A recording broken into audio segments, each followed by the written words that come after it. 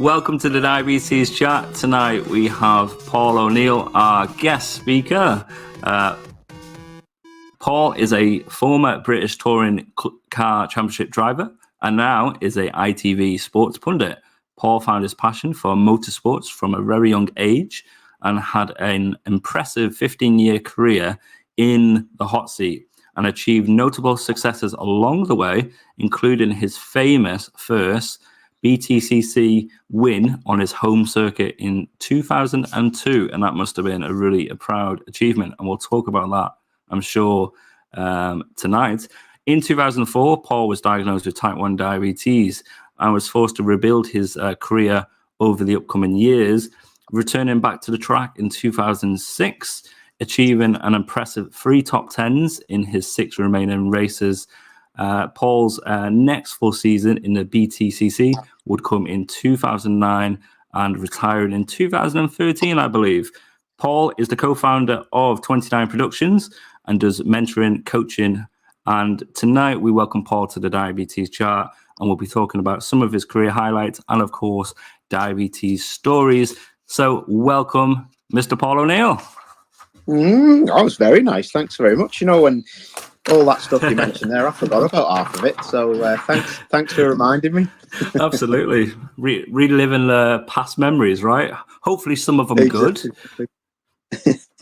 Yeah, no, it's great. No, it's lovely to thanks for having us on, and it's lovely to think about when you mention stuff like that about, you know, getting diagnosed in 2004 and then having to, you know, when you mention rebuilding your career, it's something I completely forgot I had to do, because you're kind of so focused in sport in general, professional sport, to just try to win, you know, and do your best. But thinking about it now, I've retired, and you've mentioned it, and you do think, well, actually, that was not a bad achievement to just get back in the seat and get back racing. But yeah, no, happy memories, and just always the point to get across for me is always, you know, it's a very fortunate, you know, place to be to make a living and be able to use your passion to race. But with diabetes, you know, getting involved, it was something that could have been a bigger problem than it actually was. Yeah.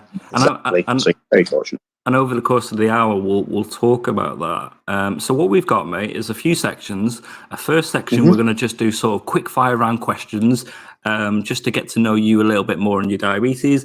Then I'm going to lead us in a section talking about when you were diagnosed and your journey with diabetes. And then Gary is going to host the main sort of topic of the night, talking about your career of pre-diabetes, and then also when you got diagnosed and how it sort of affected your life going forward, really, in your line of work as in that industry. And then we will talk about the sort of roles that you're doing now as a sports pundit and other sort of career roles that I mentioned in the intro.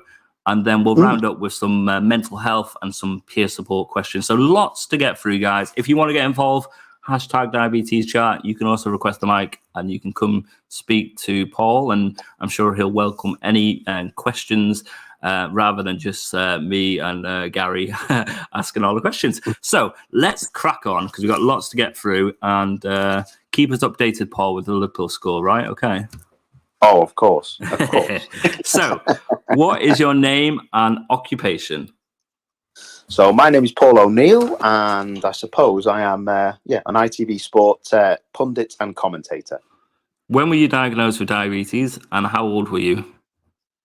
January 2004, and I was 24 years of age. Do you finger prick or use smart technology? Smart technology. Oh, how cool, right? It's amazing. So when you did finger prick back in the day, did you change your lancets every day? You broke up then. No. Did I? Hell, who does? Absolutely. Do you use insulin pens or are you on a pump? I am an insulin pen user. Ooh. Are you hypo aware? Yes, very. What symptoms do you have typically, Paul? Just a feeling of confusion, and if I get a bad one, I will sweat a lot. Yeah. What's your go-to hypo treatment? Can of there's two things. So mix a can of Coke, like a little one, or like I've got next to my bed now, just a Dextro gel. Norman, be impressed. Mm. What do you think is worse for you, feeling hypo or feeling hyper? Oh, hypo. Why? Oh, just the horrible confusion it causes me. Yeah. I mean, hyper is just. I just know it can come down and it'll go away, but you try get in. Mo Salah's just scored. It's 1-0. Yes, buddy. Yes. Happy days. Sorry. Come on, describe the goal. We're doing live commentary here, Paul. Well, Everton hit the post off a corner, and then we broke, and I think it was Gakpo, maybe, squared it to Mo Salah, and we scored. So all you football fans out there, and my next door neighbour had just texted me about 30 seconds ago, so I must be lagging. He just said we'd scored. Brilliant stuff. So there you go. Yeah. Gakpo's actually done something right for the first time. Anyway, that's another topic. Yeah. Okay. What's one thing you like about diabetes and one thing you don't like about diabetes? Oh, one thing I like about it is I think it really helped me to get back in my motorsport career. Just because I had to I was fitter than I ever had been in racing when I come back, because I knew I couldn't afford to have it taken away from me again. Do you think if you had been diagnosed now, in your sort of role like you are as a sports pundit, do you think it would have been a different sort of relationship you would have had with your diabetes, because you were not saying that you're resilient now and motivated for your current job, but I guess you had so much, like, you wanted to fight every blood, sweat and tear to get back into the motoring race career, right? Yeah, exactly. I think you've just hit the nail on the head, to be fair. It was all to do with being focused. It was, I knew what it was like to have it taken off me. I didn't want to lose it again. Yeah. But I think, I'm not saying I've got nothing to lose now, but if I'd have been diagnosed now, I think I'd have not been as precise and as focused on making sure I was the best me, diabetic, if you know what I mean. Yeah. No, I totally get it. Do you love or hate the smell of insulin? I actually don't mind it. I don't mind it at all. I'll tell you what's weird though. I've had a few girlfriends with being a racing driver. I've had a few girlfriends, and they absolutely have loved the smell of it. So wow. If you've got a partner that likes the smell of hospitals, then give them a whiff of it.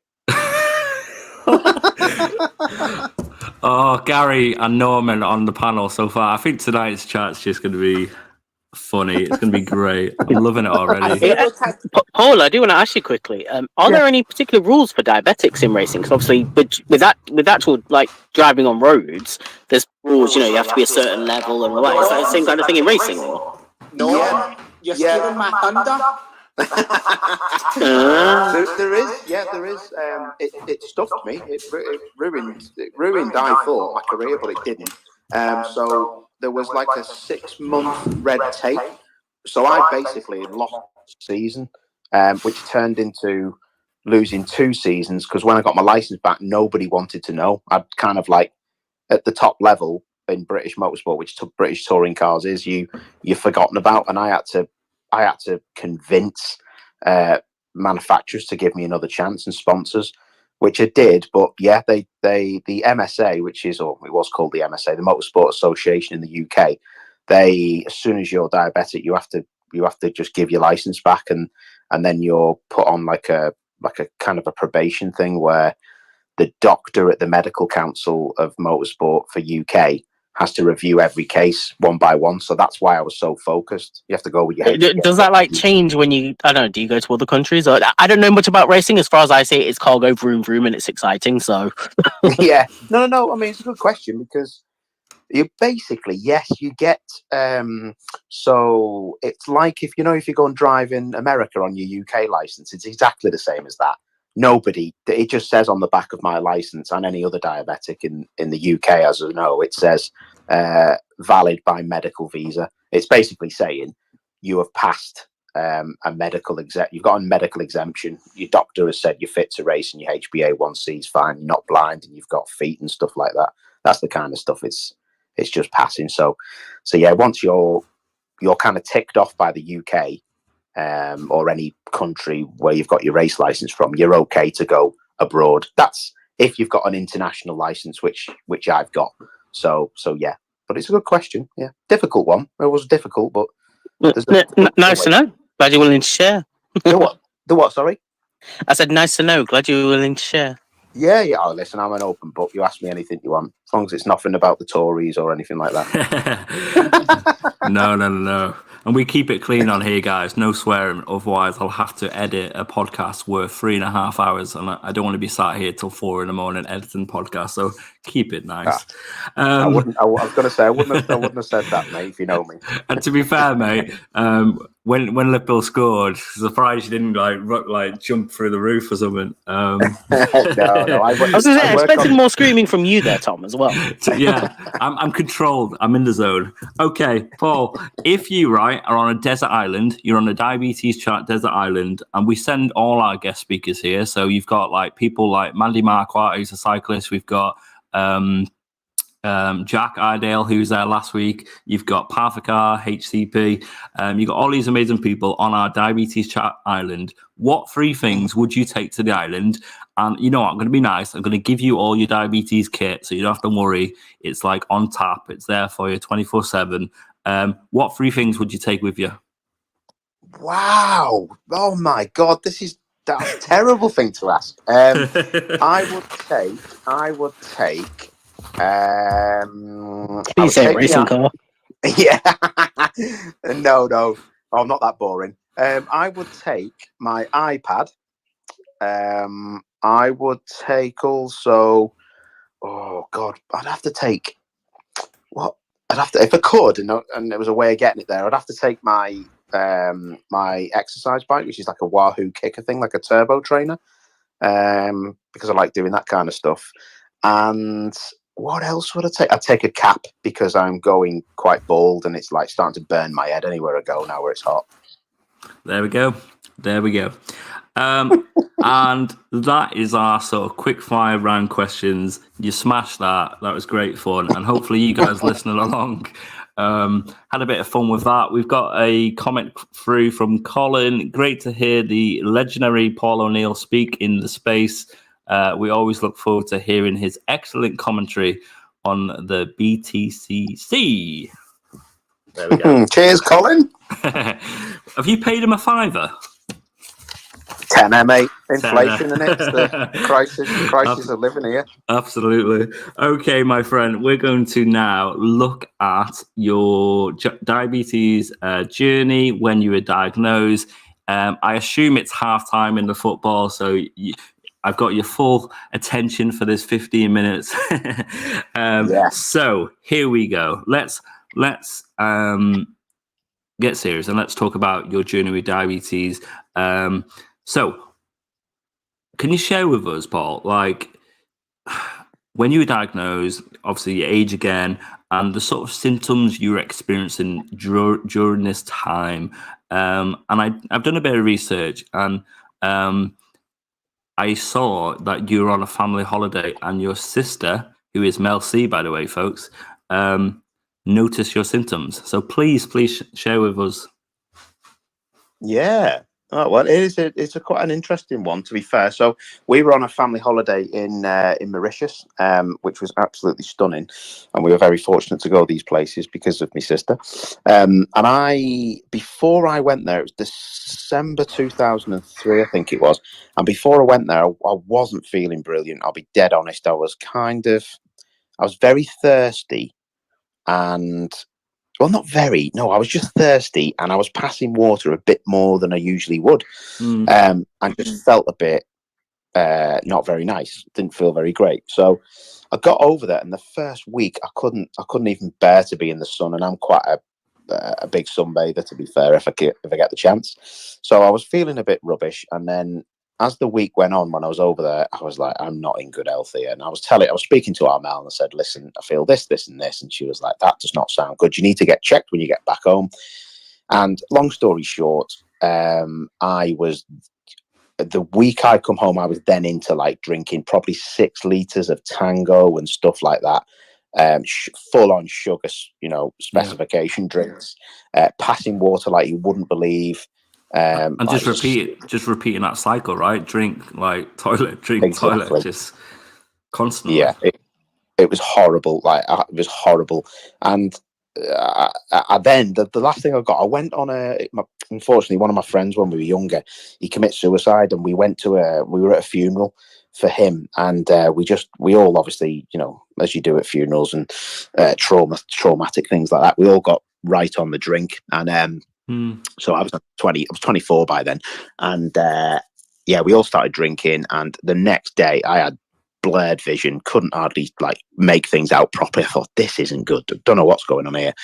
So my sister was like, those symptoms now have got to be type 1 pull. She was like, you've got to get the doctors. So she had someone. And how did you feel when she said that to you? Like, were you like, oh my god, no? Like, what was going through your head? What was going through my head? Do you want me to be? I'm going to be dead honest now, because no one's really ever asked me that. But because I'd had quite a dodgy time at the end of that year.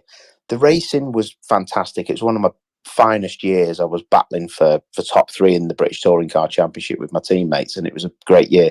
I'd had a really depressing end to the year. I'd had a bit of a split with my girlfriend at the time. I was feeling a bit rubbish, as a lot of people do at certain times of the year, and it all got a bit on top of me, to be honest. And I felt a bit numb. If I'm perfectly honest, I felt dead numb. I didn't feel anything. And she just said to me, listen, someone who I work with is type 1 diabetic, and I think he's got the same kind of symptoms as you. Let me speak to him. She spoke to him, and he was like, you've got to get him to the doctors. So I was in the doctors in the next 2 days. And that's when the nurse practitioner at the time, Dr. Botham, who he is now, who I see quite a lot, he was the guy who went, that's just red flags for diabetes, mate. Let's prick your finger. It was like 29.6. It was something horrific. Yeah. And he went, right, we need to get you an ambulance or get you to Wiston Hospital. And that's what happened. And my mum and dad took me there. And I just remember being sat in the passenger seat of my mum and dad's car, just crying my eyes out, because I just knew that was me finished in racing. It kind of like I'd been numb, and then it all come to light that it was all over for me. Yeah, exactly. The reality hit me. I knew what was coming, because I'd known about diabetics in racing previous. I was dead lucky with the red tape, because there was a time when you wasn't allowed to race again. It was like HGV drivers back in the day. They were took off the road, game over. Yeah, and I thought it was the end for me. So yeah, that was it. And then I was in hospital for 4 days, just getting used to it. So it was it's a traumatic time, and I try to put a dampener on it when I speak to a lot of people, because it's the last thing they want to hear when they're new diabetics. You try to be as positive as you can be, but yeah, I'm just telling you the truth. That's how it was. No, that's great. There's a way around everything. Yeah, and we appreciate your honesty and openness to feel comfortable to tell us these things. So it's good, and I think it's raising that awareness for people, and they can take it face value, and hopefully it will help them. So is Paul? Go on. Sorry, got a quick question for you. Did you say it was Mel who picked out your symptoms? So yeah, I told her the symptoms, and she was straight onto it, going, right, well, I know this guy. He works in my office for management of the girls' band. And she was like, this isn't good. And then I was actually just going to ask that. I was going to ask, like, does she have any experience with diabetes or anything? Like, how did she know to sort of say, oh, hold on, that sounds like diabetic? It was exactly that. It was just the fact that she was really close to a lad who was a bit younger than me at her 19 management office it was. And she always, like, Darmel's a real decent person, and she always, always tried to help people out, and he struggled a bit with it. I remember her telling me when I first got diagnosed, and it was only because she knew what he'd gone through 6 months before, or maybe 7 months before, and that's actually not that long of a time. Not at all, exactly. As in, say, before she recognised it in you. Yeah, exactly. But she's a clever woman, and she's just switched on and aware of other people's, and that's stuff going on. And that's why it's so important, isn't it, for everyone? And that's why we do these things, I guess, as well as raising that awareness of the symptoms of diabetes. And you hear the 4 T's are the common ones, but also there are others like thrust and blurred vision and all sorts. But it's so important to know these things, and then as soon as you like in doubt and things aren't quite right, go check it out, because you know what I mean. I think people appreciate going to the doctors or checking the blood, said, oh, that's fine, and it might be something else, rather than not going and not knowing, and then really getting poorly and potentially going into a coma or whatever. So you know what I mean, raising that awareness for the symptoms is so important, isn't it?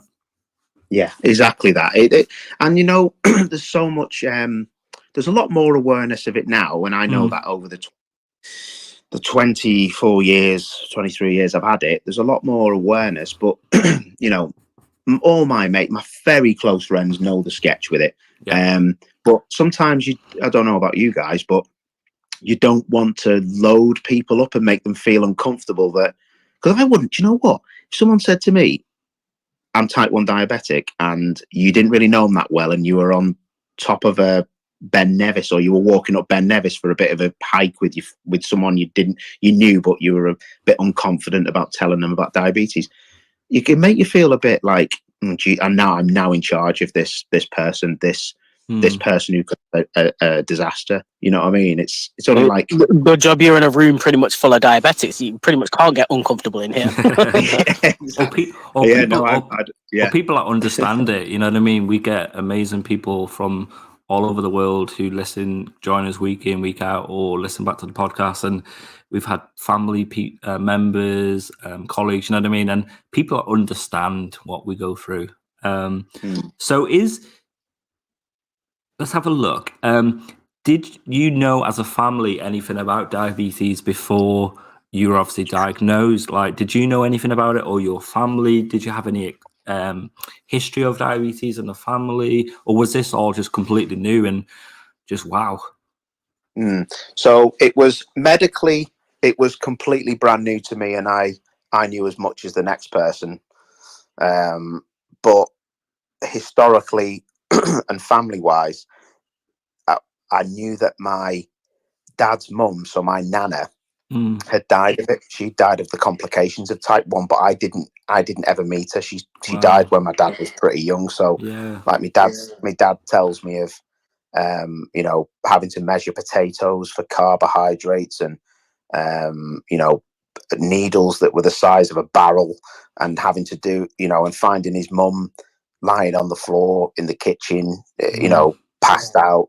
And the only thing I'd ever seen that I knew about diabetes was a girl, forget her second name, should have changed it now, but it was Jenny somebody, and she was like, I just remember she was like, we were all like 13, 14, and she was absolutely stunning, like a beautiful girl. Everyone fancied her at school, and she had diabetes, and I just remember it was just a name.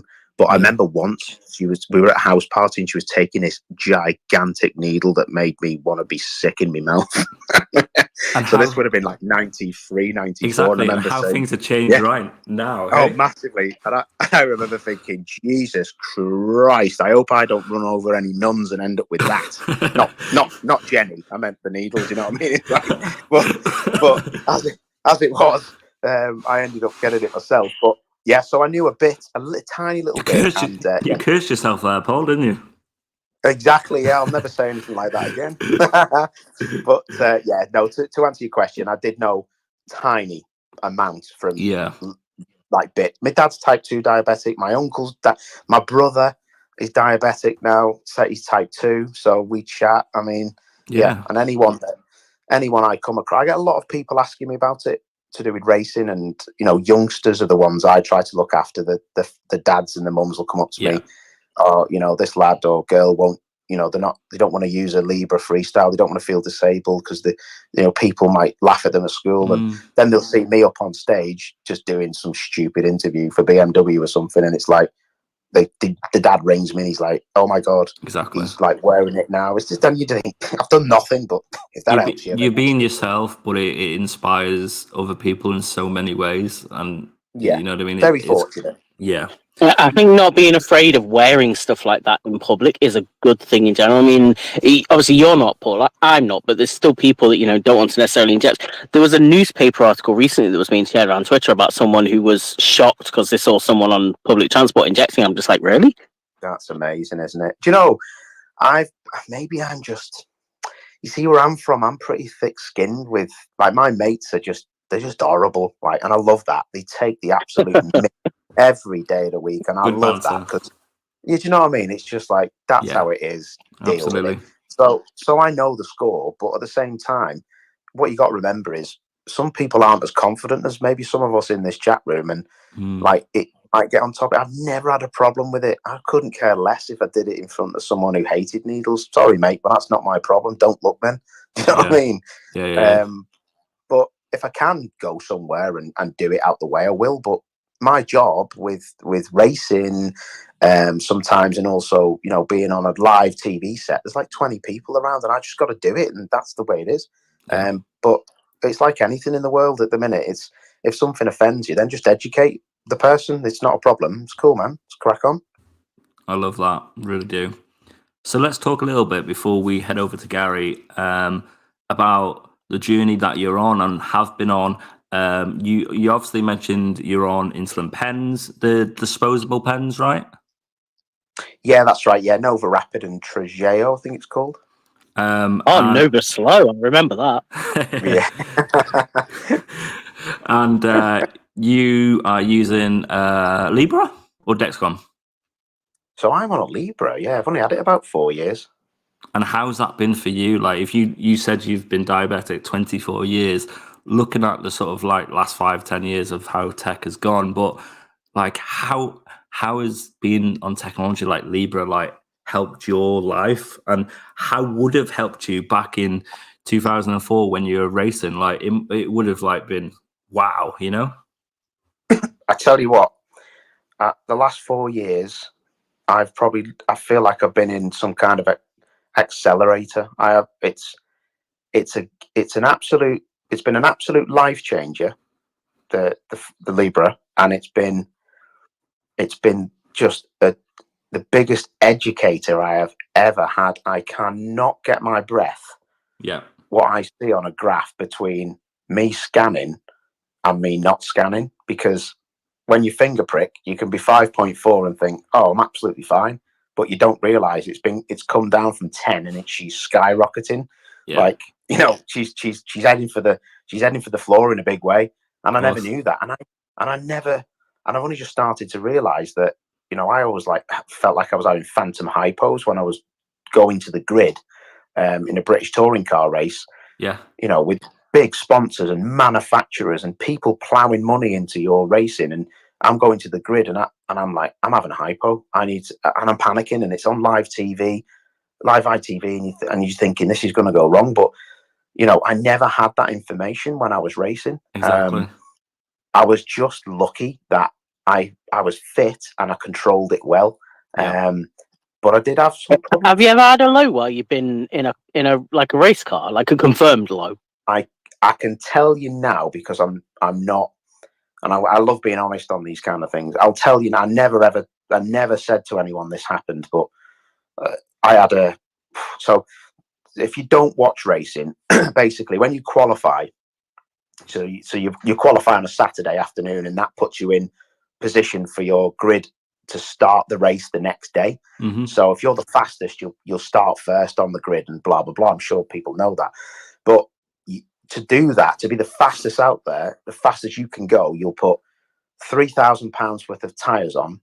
You will take everything out of the car weight wise. The car will be like a thoroughbred racehorse for that one lap, so you can be the best on that day to put you as high up the grid to have a chance of winning the race. So people put time, effort, money into it. So I went out and warmed the tyres up as you do. You warm the tyres up for one lap, make sure the slick tyre is ready to go. You come in the pits, they change the tyres around so the hottest ones are in the right place and you can get the best lap time, and then they send you out.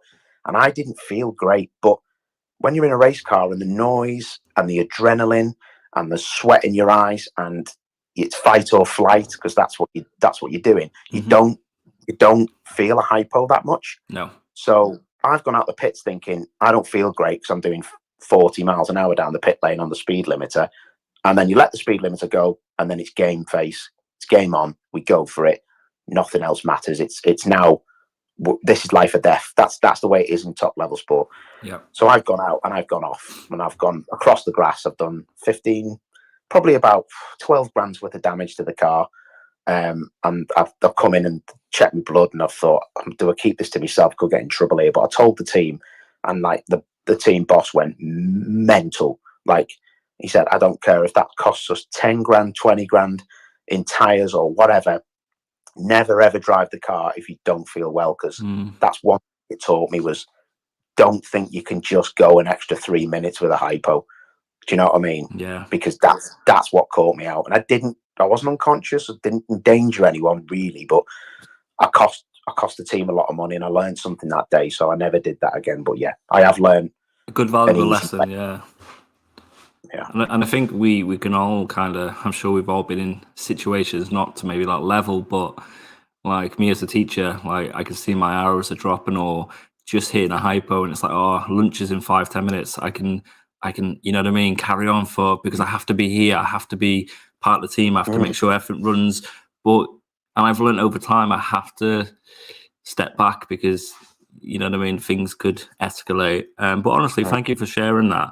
And I guess that's where, just before we head over to Gary and continue this amazing chat with your career, is I guess that's why technology is just been so amazing. And had you had the technology back in that situation or in then times, you would have had the alerts, you would have saw the arrows, you or your team would have made decisions sooner.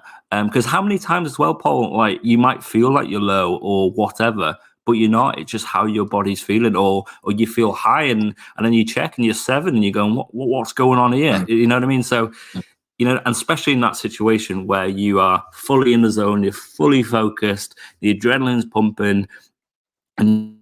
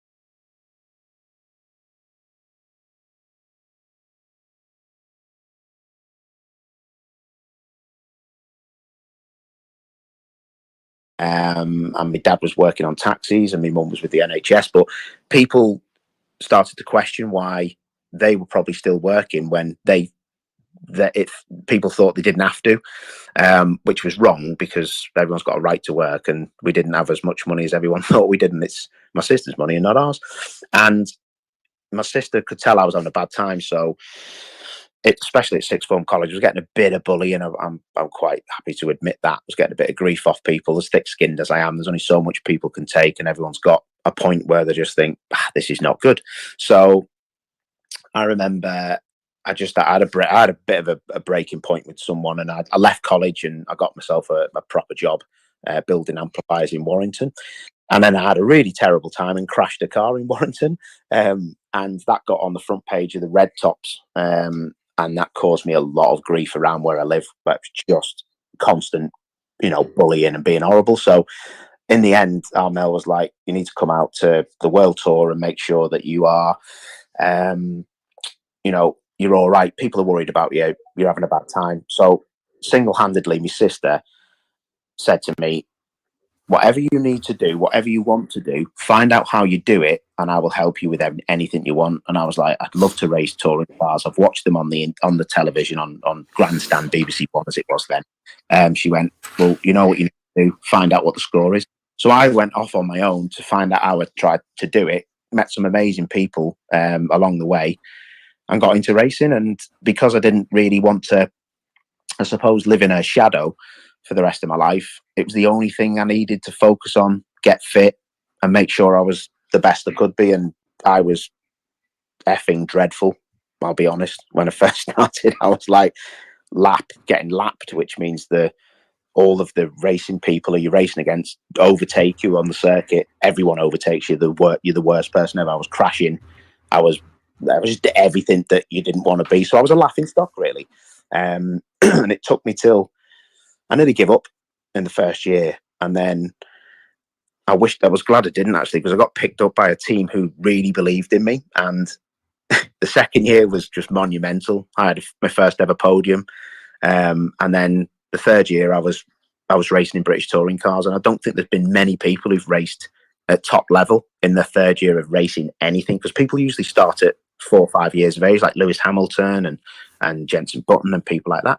So yeah, I went on a massive trajectory, and by year 3 and 4 of racing cars, I was winning on live television and living my best life. And that's when it all ended. It ended as soon as it started, because 2003 was my last season. When I got diabetes, I stopped, and then obviously, like we said before, people didn't know I had a big gap between coming back to racing. So yeah, I did 99, 2000, 2001, 2002, and then after 2003 I was sidelined. So yeah, it's been a bit of a disjointed kind of career, but I'm still at it, and I'd like to think I'm probably a lot more experienced and aware of what I do and what diabetes is about. And the best thing for me is that I can hopefully help other people who's are not as experienced as me with diabetes, who are racing or just life in general, and I can accelerate their learning quicker, so they don't have to deal with maybe the rubbish that us lot in here have had to deal with on the way up the ladder. So yeah, very lucky, very privileged, and it's been an honour to do what I've done so far. So yeah, I'm happy as Larry. Well, I think it's great that you've highlighted, and I think there was some key points there that you've highlighted, like the experiences you've had, like being, the best way to describe it is what you've just said, is the first year I'd like being potentially what you thought was the worst motorsports person that you could potentially have been, but then showing that it's just about putting commitment and driving and focusing on something and being hyper focused on it. And I think you also highlighted, I don't know if anybody in the community can relate to it, but I'm talking from a slightly different perspective here.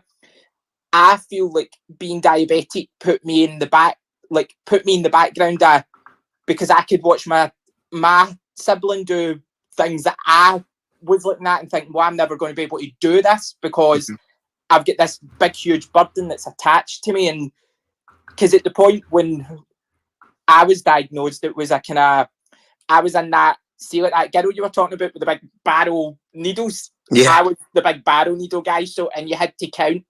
I was still told you had to count how many potatoes you could eat at that point, and like you were basically taking insulin and feeding insulin with food, so there was no option. You had to eat what you were told to eat, and that like that.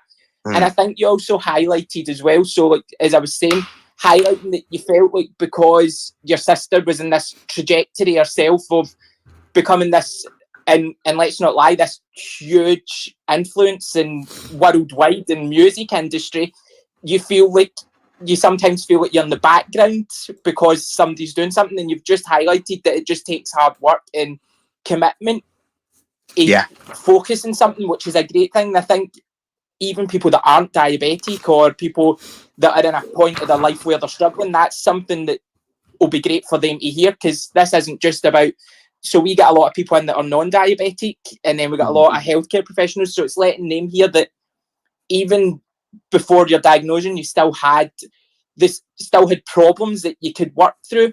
So I think like the first bit we've completely smashed, because I think you basically answered everything that we were looking for, and can get people to know about your story. So this is the fun bit. So we're going into where you were diagnosed with diabetes and living with diabetes in your career. And I know that you were like, you managed your championship in 2003, and you went, I believe you placed 4th in that, and then you took that extended, we'll call it a career gap. But what I think I would like to ask is, over that career gap, you did speak a lot about kind of focusing on yourself and getting yourself fit and healthy so that you could get back into it. Was that based on like because you were so passionate about it, or was it a bit of resent there because you were regretful that you had, and I think regretful is the wrong word, you were angry that you had managed to be diagnosed with type 1 diabetes, and you felt like it was going to be a hindrance? So was it more a focus of like showing yourself that you could do it, or was it just so much passion that you just didn't want to leave the career? Do you know, Gary, it's a good question, mate. I'll be honest, that it never once crossed my mind that I would not get back to racing at that top level. I don't think it did. I think the only time it crossed my mind is when I was sat in the passenger seat of me mum and dad's car, crying out, thinking that's it, it's game over. Once I got out the hospital and got on my mountain bike and went and got fit as I could, I knew I was back in the game. And I think that the only thing I don't think I've ever had to prove anything to myself, because I've never believed in myself that much, and that's probably why I was never a champion. The one thing I will say is nothing else mattered to me. Like literally, family, forget family, they matter. They're there. That's them. Nothing else mattered to me except for just racing cars. That's the only thing that's never really let me down in life. It's kind of a love affair I've had since I can remember being 5 years of age, but it's never let me down. It didn't give me diabetes. It's given me amazing life lessons. It's given me an amazing career, but I just felt that it was the only thing that made sense. And I was massively fortunate that my sister was able to help me get into it and now give me a career that gives me an amazing life. So I had no regrets about diabetes, and I had no resentment with not being able to do the sport, because I knew it had come to me if I wanted it bad enough. So yeah, it is. But I'll tell you what, mate, I think back and I think diabetes fell at the right time for me, because the one thing I cannot get my breath about is teenagers getting it, or kids in single figures, like 8-9-year-olds. I mean, that is just drastic. That's drastic, because I'd done my drinking, I'd done my larging about, giving it the big one when I'd been like 18, 19 years of age. And I felt like I'd just had a bit of a reset. And I just needed to go again and do that's what I felt. And it was it was a massive, it's the biggest life lesson I've ever had. And I've had some life lessons with my job and with things I've had to do. So yeah, it was huge for me, mate. Mm-hmm. And I think that you've just highlighted this big bit. I think it is like getting it at a later stage of life, as much as it's still traumatic and it's challenging, you sometimes don't feel like you missed out as much as what you could have. Because, I mean, I'm not going to lie, I have had diabetes since I was born, basically. Mm-hmm. So it was a couple of months after I was born, they identified that I was diabetic. But everybody assumes I missed out a whole chunk of my life. I mean, I went through that teenage stage where you'd go out and get drunk and forget you were diabetic and never took care of yourself. But it was the aftermath. So now I'm living with issues that if I took better care of myself, I wouldn't be in this position. And I think it's great to hear you acknowledge that. You know how difficult it must be for single figures or teenagers, because they're going through already what is a bumpy stage in life, and then if fling in something so complex and challenging just makes it a little bit more difficult for them. Now, we know you took a 2-year break because of diabetes, and we also know that you had your license revoked. What sort of process did you have to go round? Because I know that I've had my license revoked, and I know the complexities again round about it. So obviously we had a different dimension for motorsports racing and things. What sort of things did you have to go through and make sure that you could get your license back and you were allowed to pursue that career that you'd been that used to doing?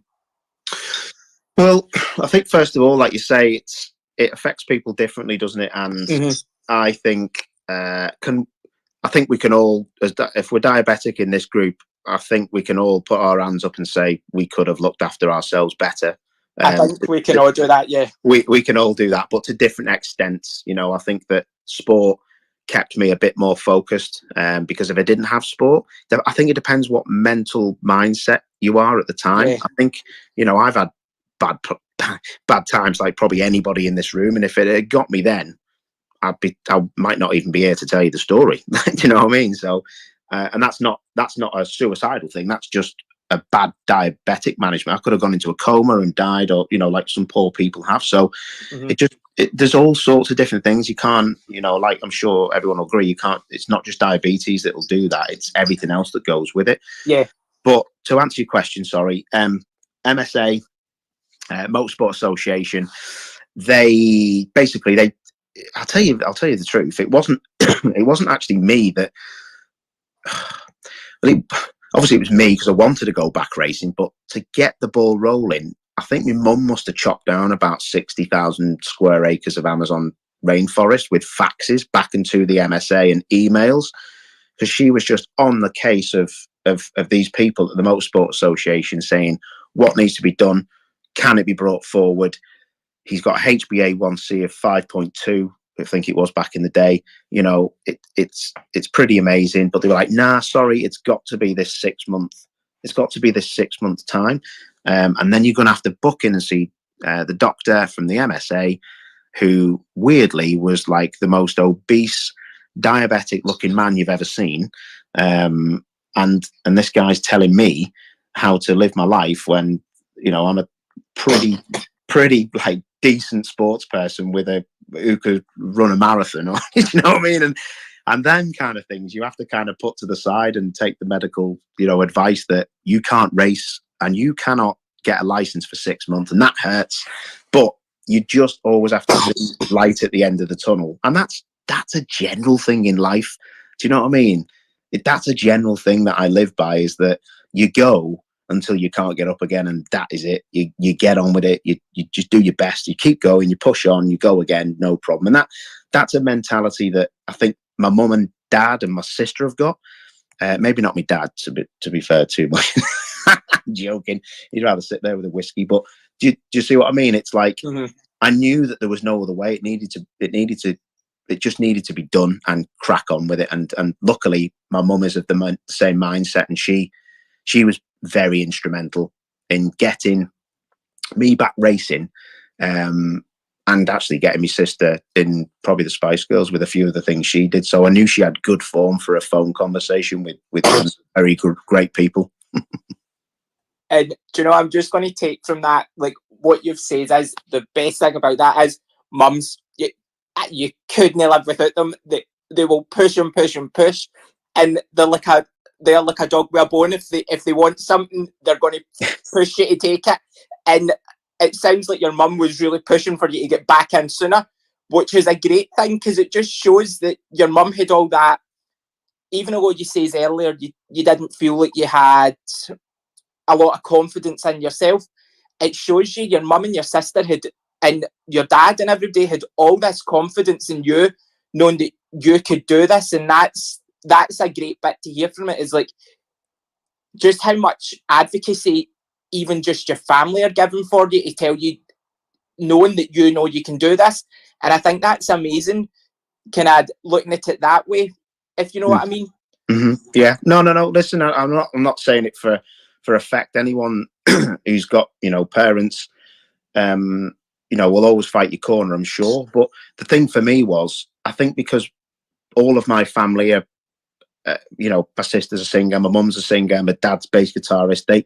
They've all, say, competed at the top level. So, they know what it is like to have your passion fenced off. So that's why they keep going. And the day you give up on your passion, I think is a sad day, and you that's when you know it's over. So you can't force your passion. So the only thing you can do is, if it gets stopped in its tracks, then you find a way through the barrier or whatever. And that's something that, family is very important to me, and that's what they showed me, and that's what I did. And that's probably why I got good results for someone who's not really on paper should be up there, so you do what you can. And it's a very important thing. And it's not just family, it's friends. I'm very lucky. I've had friends from school, and I'm sure, like you guys all know, you've got to have the right people around you, and be very grateful if you have as well. Yeah, definitely. So another couple of things, and then I'll pass you on to Kes, who's going to go through another couple of wee bits with you, and then I promise we're nearly done. So obviously doing motorsports and that, was there things that you had to change in days that you were racing and days you weren't? So like, did carb ratios have to change? Did you try and run your blood sugars a wee bit higher in the days, or did you still try and keep them in a really tight control, is the best way to describe it? Or were you a wee bit more relaxed so that you reduced the risk of hypos? God, you've done this before, haven't you? You know the score. Yeah, of course. I mean, again, I've never really spoken about this, but because it's quite personal, and you don't want people to think that you let yourself go because, it was a free holiday to keep you, put your levels high. But you're dead right. So a British touring car race weekend, you're there Friday, Saturday, Sunday. You are very intensely competing on a Saturday for a short amount of time for qualifying and free practice. So 2 40-minute sessions. So it'd be like going to the gym at a high intensity twice for 40 minutes, an hour and a half between each other. Then you go into qualifying for 20 minutes or 30 minutes, and that's intense. Then you get terrible sleep on the Saturday night, and you have 3 races, which are 25 minutes long each.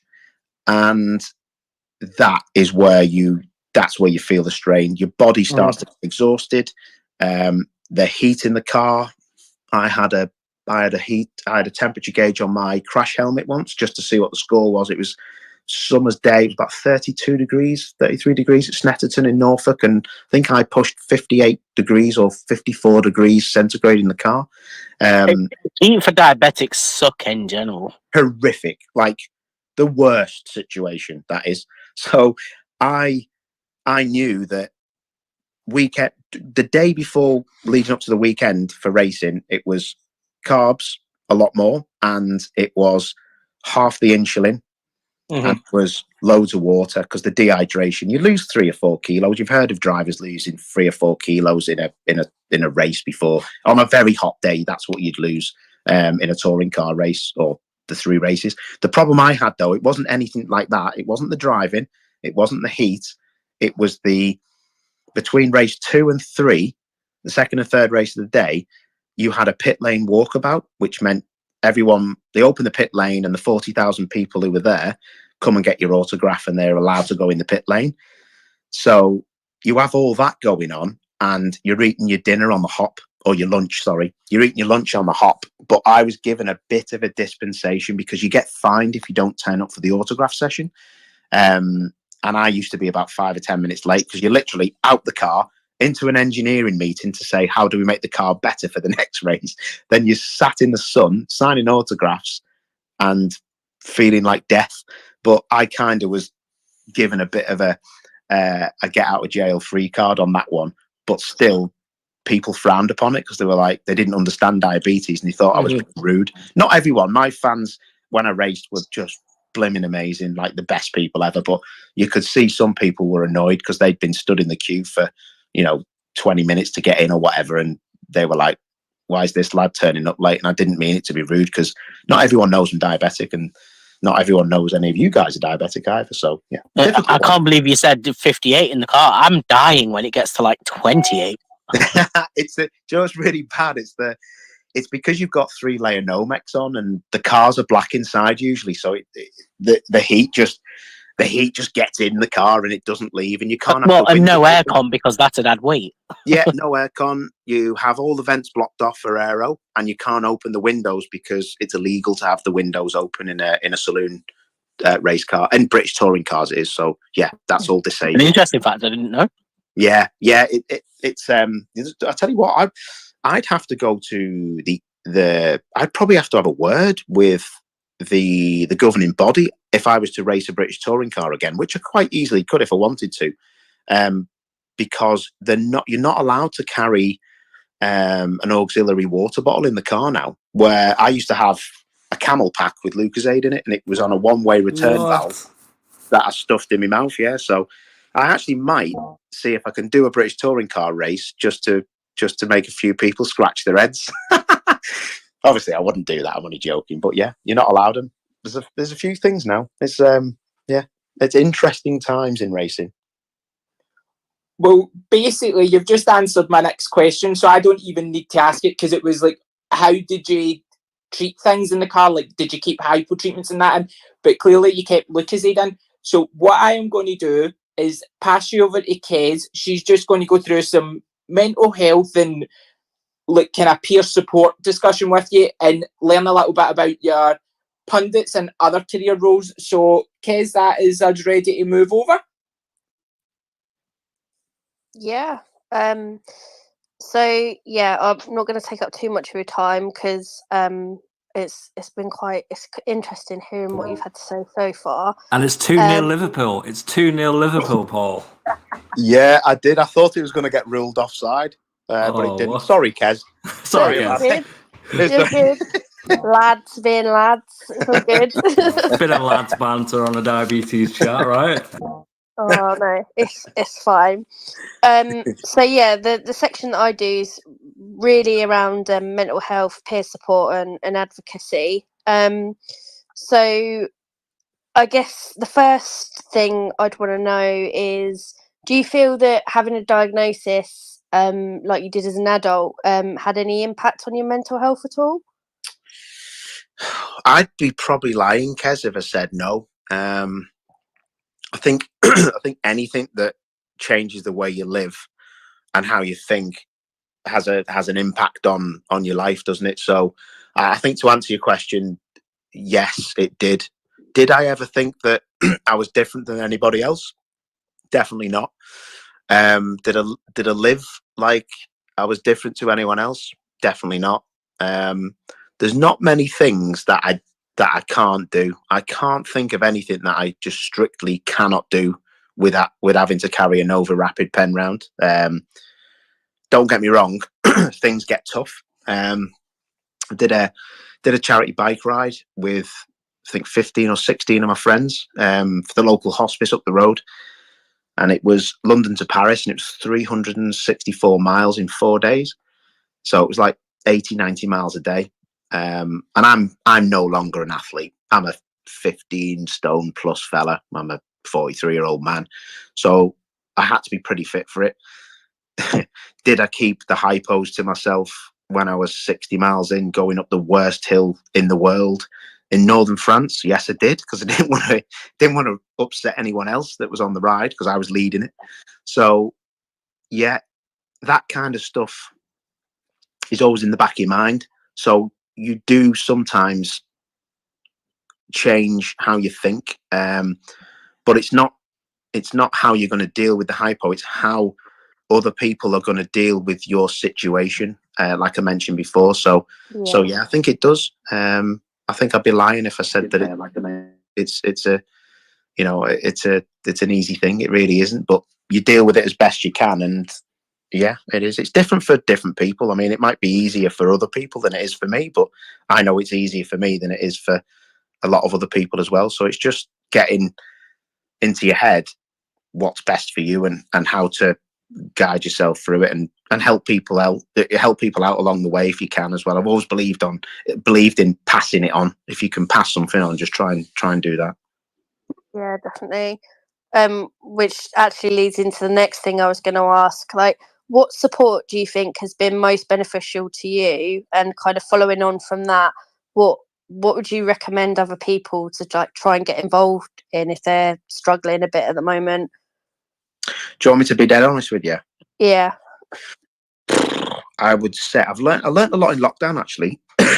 And that's where the biking come from for the charity.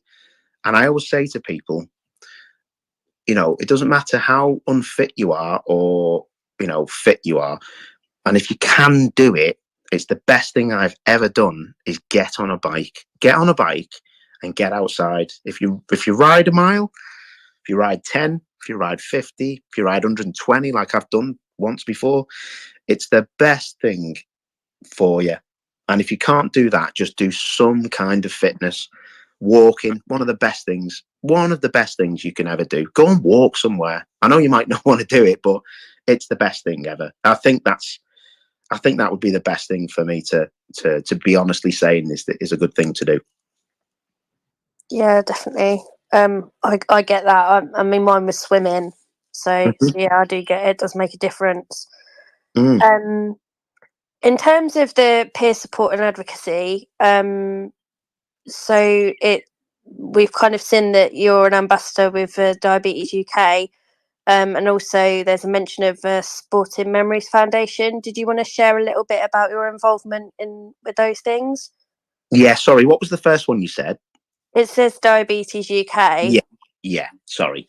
Yeah, so for me, like I said, the Diabetes UK things come about with I think because I was quite high profile in racing, they must have seen me speaking quite a bit about things. So I've done quite a few talks for them, but I've not done anything of late, to be honest.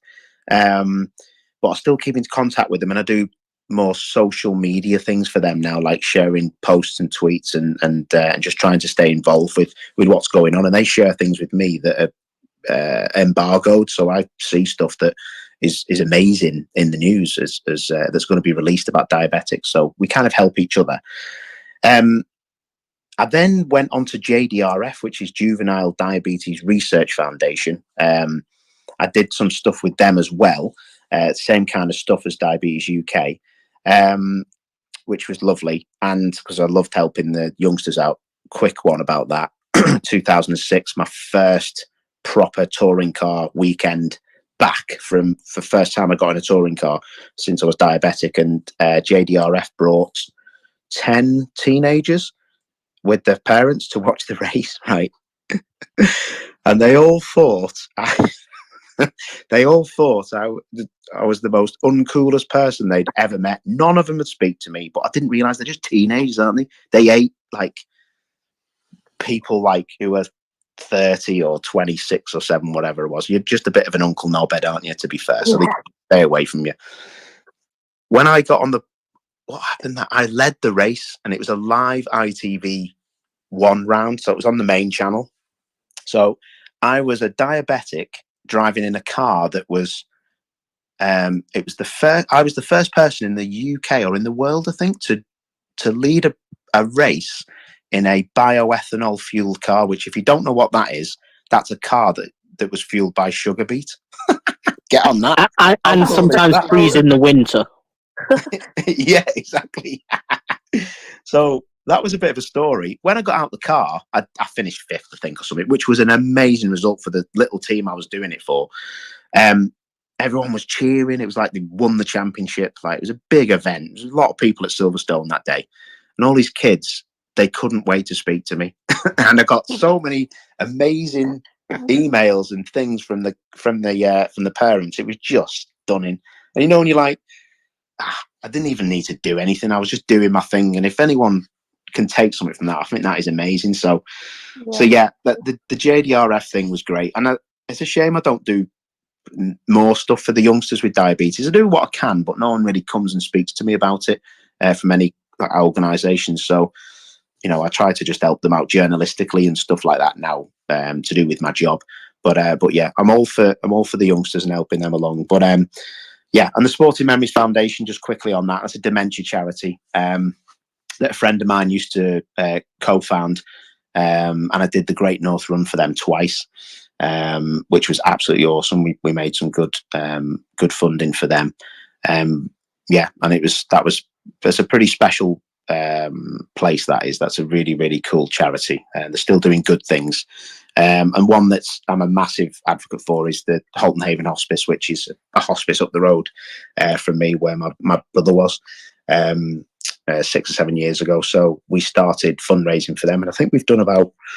I think me and my friends have raised, like, London to Paris, all that kind of stuff. We've done probably about 60, 70 grand, I think, over the last few years. So it's pretty cool. So really privileged to do that as well. So it's just nice you can get on your bike and actually give something back, isn't it? Yeah, definitely. That sounds really good. That's one I haven't heard of before. So yeah, quite interesting, that one. Yeah. Okay, so just finally, before I hand back to Tom then, what do you think your hopes and aspirations are for yourself and for diabetes care and management in general for the future? I'm probably like everybody. I want to see I want to see a lot more. I'll be honest, actually, I want to see a lot more done. I think the awareness is going great places. I'm sick of seeing I'm not saying charities don't do the best they can, but there seems to be a lot of money being raised and stuff being done. But I just hope in my lifetime I see a really, fantastic breakthrough, holy grail that means people don't have to maybe suffer like people in this room have. Yeah, and I not think, me. I'll take myself out of that because I haven't suffered, to be fair. Not yet. I think as well, Paul, is when I speak to a lot of people on here or in person and stuff who's had diabetes for quite a while, especially like people growing up in, I don't know, the 70s, 80s, 90s, and they say there's going to be a cure in 5 years. There's going to be a cure in 5 years. That sort of people saying. But right now, you just feel diabetes is in a good place. The momentum of how things are progressing with technology and closed looping coming through, like there's optimism, there's hope, isn't there? There's a good place to be for someone who's got diabetes, which we shouldn't be saying at all, you know what I mean? But it's you feel quite promising about what's to come, hopefully. Oh, listen. Oh, Jesus. I'll tell you now, from being on that hospital bed in January in 2004 to where I am now, and I downloaded an app. I had a look at it myself. I was like, I've got to get this Apple Watch working with this Libra. I've just got a Libra 2. I'd only had a 1. And the difference between the 2 and the 1, I'm sure if you don't know, is it's got a Bluetooth connection, so an alarm on it. So if you go low or high, I downloaded this app called Sugar, which is spelt weirdly. I think it's SHUGGAH. I know exactly what you're talking about because I work in tech. Oh, okay. Well, exactly that one. That has gone for me another step change. It's another step change. It's on my phone. It's on my watch now, and it's like I can tell in the last 2 weeks that I've had it that it's controlling my sugars a lot better. So if you haven't got it and you've got a Libra 2, I don't know if it works with the Dexcom. You might be able to tell me that. I don't know. No, but there is one, I think, Sugarmate, that works on, or at least iPhones for Dexcom. That sounds like a diabetic scouser. Sugarmate? Is that what it's called? Yeah, that's it gives you all sorts of graphs and stuff. I actually figured out I got 3 unicorns the other day, if you know what they are. Oh, nice. We'll give you a quick PSA though. Don't rely on sugar at the moment if you're using a pump, because it has no sort of safety built in. It literally just does read your sugars constantly. Yeah, that's what I was going to say. So I put it on the internet. I put it on my Instagram saying, this is cool. Give us a shout if you want to know any more. I spoke to quite a lot of people, even people who didn't follow me, were messaging me. I told them exactly how it was, and I didn't tell them anything that I didn't know about, because the problem is it disconnects, doesn't it, from your Libra Bluetooth. So it doesn't alarm you, as in the Libra sensor doesn't alarm you, because the algorithms are different. So your readings are just a little bit different than they are from your actual scanning your arm than what the sugar app tells you. So yeah, it is great, and it's massively helpful, and you can get alarms on it. But the sounds are rubbish. I mean, they're horrible, the sounds. I mean, I don't know what my friends think when my sounds go off for that. They must think I've got some weird app, a dating app or something. It's weird. We'll just hear you coming. Yeah, exactly. I can it's great. I can see Belinda's jumped on. Hey, Belinda. Hey. I was just going to make a comment about the wish that we all want. Sorry, it's Belinda from Australia. I'm a diabetes educator and researcher. I also have a sibling with type 1. He was diagnosed age 9, now 42. You can do the maths. Also waiting for a cure for quite some time. And that was what I was going to jump on and mention just about this whole research process. And yeah, I get tired as well, and I work in the research field. People just talk, and you feel like, where's the action? But I can 100 million % guarantee I do attend a lot of national and international conferences, and there are so many researchers in the space of so many different elements of diabetes working their butt off, working so hard to improve outcomes for people with diabetes, find that cure. There's the Australasian type 1 immunotherapy. I might be able to share it on a tweet website that's just started up, that's really trying to push that immunotherapy science to try and use immune therapies to reverse the effect of antibodies, so then we can try and stop the diabetes from actually happening. So that's really exciting research. But the challenge is, and this is why we need all this fundraising, is that diabetes research is one of the least funded in the whole world. Wow. And this is what we need to talk about. This is what we need to get everyone behind. The money that goes towards most research is all largely cancer related. And sadly, wrongly, whatever, that's because it pulls at the heartstrings. Yeah.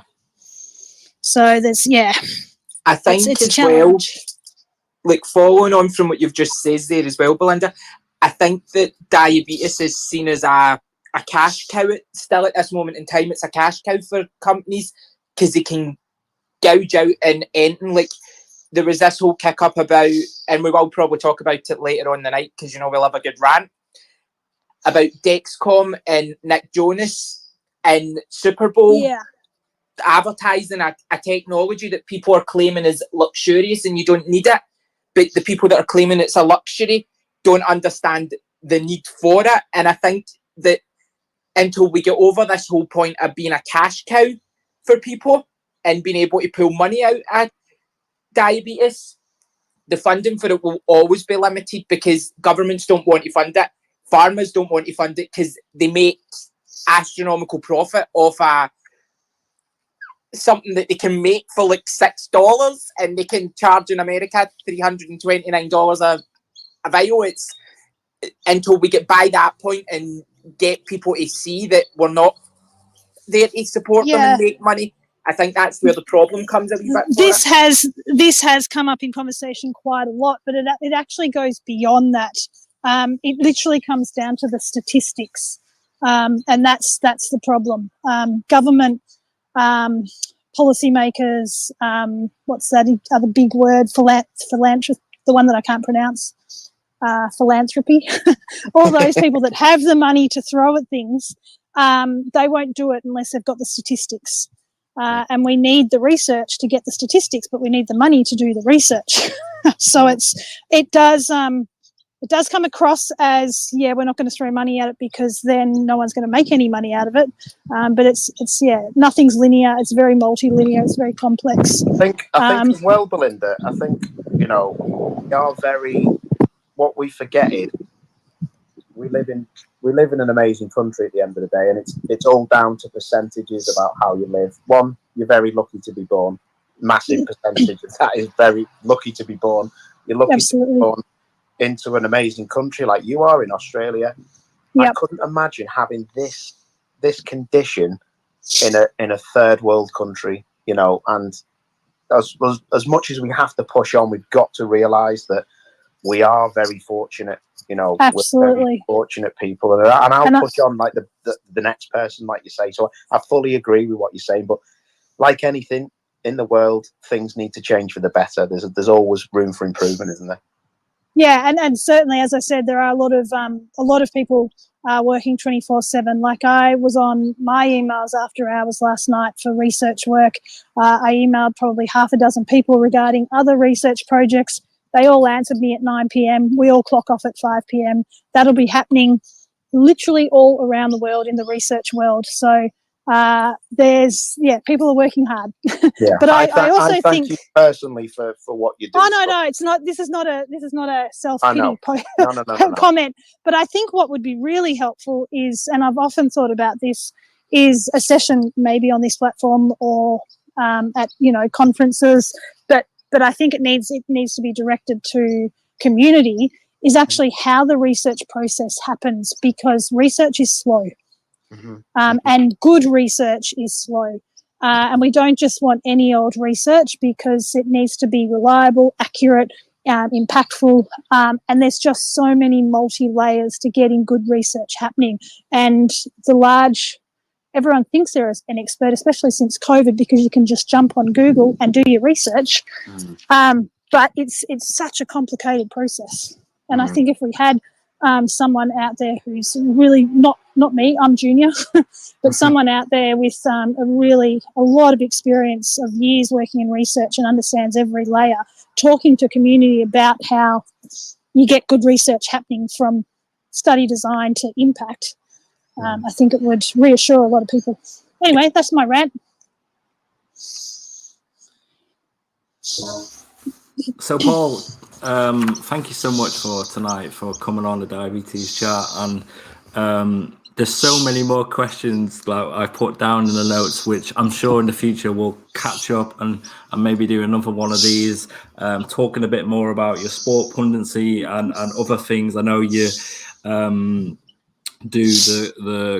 you were a co-founder of the 29 Productions, and I know you do mentoring and coaching for people for driving. You'll have to set me up. We'll have to do a diabetes chat where you show me some motor skill masterclass. That'd be hilarious. Hey, we have the ability to go live with video now on Twitter. God. We can do that. Brilliant stuff. But honestly, listen. Thanks for having us. It's been a real pleasure. It's just nice to connect with other people who have the same obstacles to jump, and we'll be all good. We crack on. There we go, folks. We'll all be good. We crack on. We do our best, don't we? That's all we can try. But honestly, it's been a really good chat tonight. It's been great fun, and it's been really engaging. You chatting with the community and getting involved. We've got loads of people commenting on the hashtag and getting involved, and it's just been really great fun. Just finally, where can people maybe check out more about you on your social media, YouTube and stuff, your website? Where can people go find you? Do you know what's a very good question? I'm a bit rubbish with my own website. To be honest, I know the answers. I'm just asking the questions. I think on Instagram, I'm at OWY29, which is basically my nickname and my race number, OE29, OWY29. And on Twitter, I'm on Paul O'Neill 29, I think. So yeah, I'm around and I'm always mouthing off. So I apologise in advance. It's been good fun. It's been good fun. Thank you, Paul, for everything and coming along tonight. Gary, Kez, was there anything you wanted to conclude or anything else to ask? Or it's been good, hasn't it? It's been amazing. I just want to say you have made our job so much easier tonight because you just did a way of engaging with the community, speaking with people, and keeping the community just in the loop with things. So I thank you for that because you have saved us copious amounts of time for debates to start because it means we can just start ramming right into them as soon as we come off. So it has been fantastic to get to hear your story and hear about your journey. So thanks very much for that. It made a great chat. Thanks, guys. No dramas at all. Anytime. And Liverpool won, so maybe we need to do this more often and do spaces when Liverpool are on. Exactly. So you're saying if we get Paul on, Liverpool's going to win? Potentially, we're going to win the league, Paul. Jesus Christ, we'll have to do some. We'll have to do a lot of these space chats. Jesus Christ. Hey, Paul. You're always welcome back anytime. Here's one for you. Here's one for you, Paul. Go on. If it plays. Oh. When you walk through a storm. There we go. I'm going to revoke your ability to play sounds, Tom.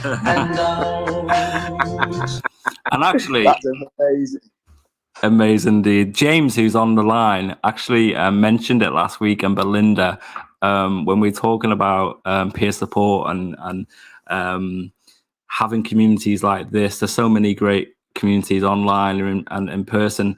And when you look at the lyrics and "You'll never walk alone," and you look at that sort of statement, I guess, especially with diabetes, is you'll never walk alone. Like, you've got people who will support you and help you through the good times and the bad times. And that's why I set the diabetes chat up, was to not feel alone and to normalize things and have people who understand and just get it. And yeah, I thought we'd end with that for our diabetes chat with you tonight.